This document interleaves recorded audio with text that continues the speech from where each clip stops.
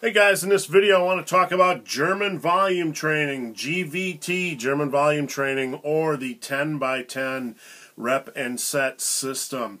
Now before we get started guys, I want you to stay tuned at the end of this video. I'll let you know how you can reach me with your questions or comments. Now, if you look below, I have a link to German volume training, an article on German volume training. German volume training is an intermediate style workout program. It's not something I recommend for beginners because beginners really don't need programs like this. They can make great gains just by focusing on progressive overload. Now with that said, if you are an intermediate lifter and you're experienced with building muscle, you know how to eat properly, and you want something fun to do or torturous for 8 to 12 weeks, then you might want to give German volume training a shot. German volume training was originated by, the gentleman's name is Rolf Feser. He's a German. Fancy that, huh? German volume training coming from a German. Now, he was a lifting coach, and they would utilize German volume training during the off-season for two reasons. The first one was to help build muscle mass, and the second one was to help these guys burn off unwanted calories.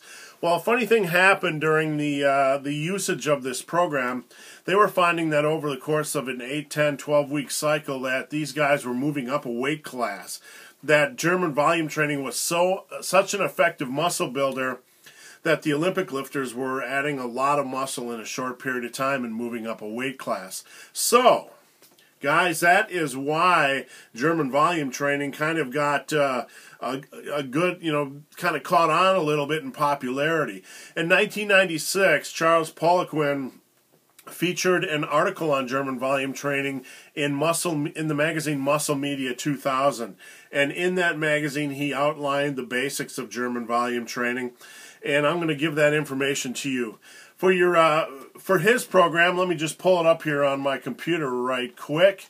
It was basically day 1 chest and back, day 2 legs and abs, day 3 off, day 4 arms and shoulders, and day 5 off. So it was a 5-day cycle.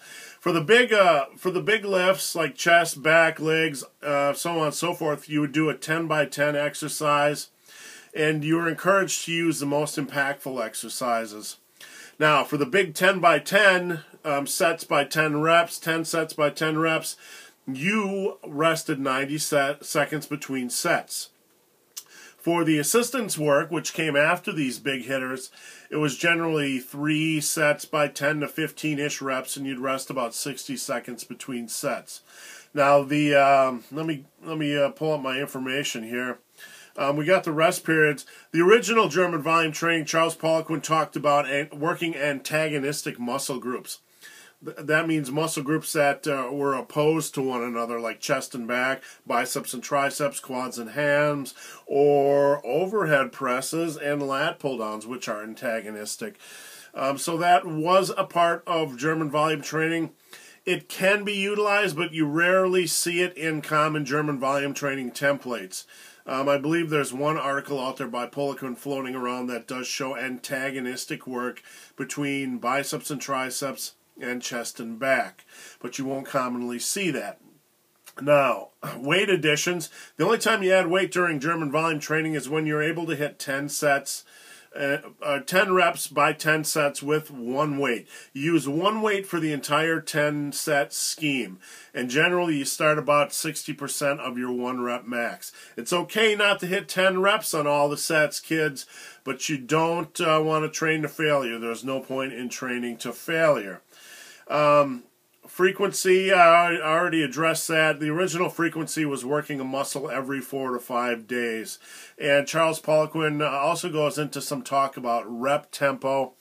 But he also says it's the least important part of German volume training.